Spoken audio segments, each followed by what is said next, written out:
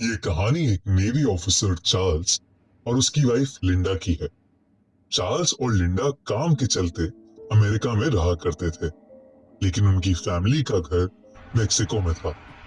काफी महीनों के काम के बाद एक लंबी छुट्टी मिलने पर चार्ल्स ने अपनी मेक्सिको में रह रही फैमिली के पास जाने का प्लान बनाया। उसकी शादी के बाद वो एक बार भी अपनी फैमिली के पास नहीं जा पाया था और लिंडा भी कभी उसके घर वालों से नहीं मिली थी। लिंडा की प्रेगनेंसी का 7वां महीना चल रहा था। चार्ल्स ने सोचा कि घर जाकर सबसे मिलने के साथ साथ लिंडा को घर वालों का प्यार और केयर भी मिल जाएगी।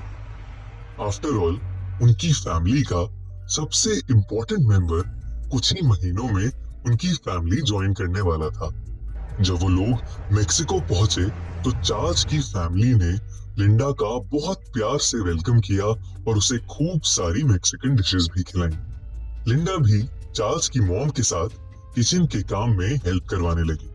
वो लोग खाना बनाते बनाते खूब बातें करते। लिंडा बहुत खुश थी कि वो यहाँ सभी घर वालों के साथ रह रही है। एक बार जब लिंडा किचन की तरफ आ रही थी तो उसकी नजर उनके घर के एक रूम पर गई, जिसका दरवाजा अपने आप खुल गया।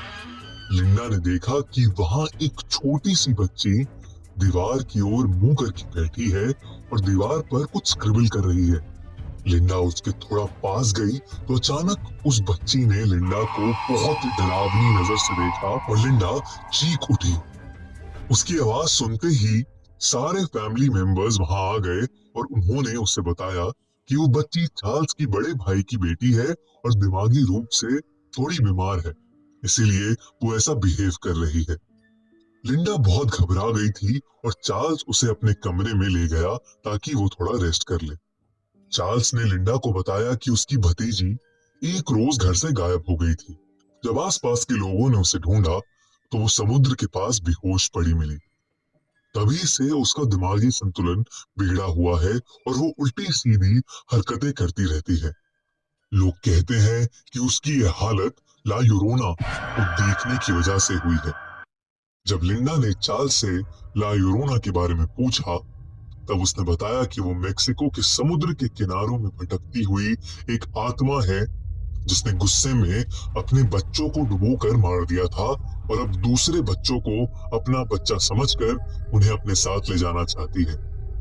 चार्ल्स लिंडा को ला यूरोना के बारे में बता ही रहा था कि किसी ने उसे बाहर बुला लिया। जब तक वो लौटा, लिंडा सो चुकी थी। चार्ल्स भी दिन भर की थकान के बाद लेट गया। देर रात में लिंडा को किसी औरत के रोने की आवाज सुनाई देने लगी और उसकी नींद खुल गई। रोने की आवाज धीरे धीरे तेज होने लगी।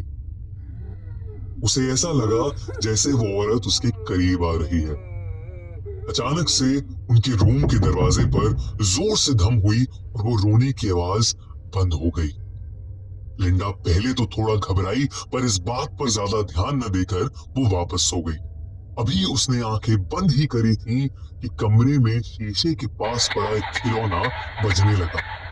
लिंडा ने जब उठकर उस खिलौने को बंद किया तो उसकी नजर शीशे पर गई। उसने देखा कि घर की खिड़की के पास एक औरत खड़ी है।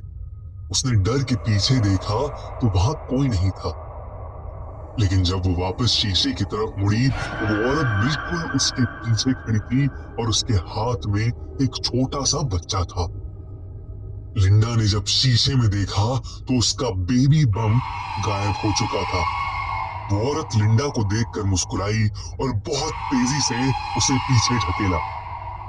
इतने में चार्ल्स की नींद खुल गई और जैसे ही उसने रूम की लाइट्स ऑन करी तो उसने देखा कि लिंडा बेड के पास बेहोश पड़ी। और जब चार्ल्स ने लिंडा के पेट पर हाथ फेरा तो वो दंग रह गया।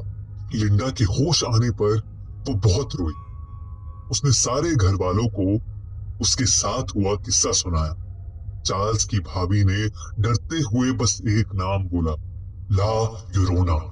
सुबह उनको खबर मिली कि एक 7 महीने के बच्चे की बॉडी समुद्र के पास से बरामद हुई है।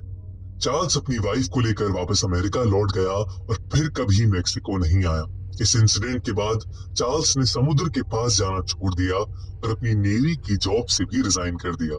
चार्ल्स और लिंडा इस किस्से को भुलाकर अपने दोनों बच्चों के साथ खुशी खुशी अमेरिका में रह रहे थे।